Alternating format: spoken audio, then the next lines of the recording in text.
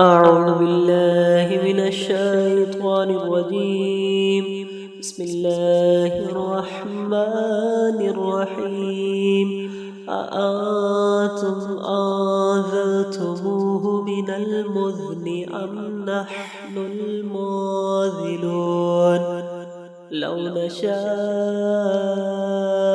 جعلناه أجاجا فلولا تشكرون أفرأيتم النار التي تورون أأنتم أنشأتم شجرتها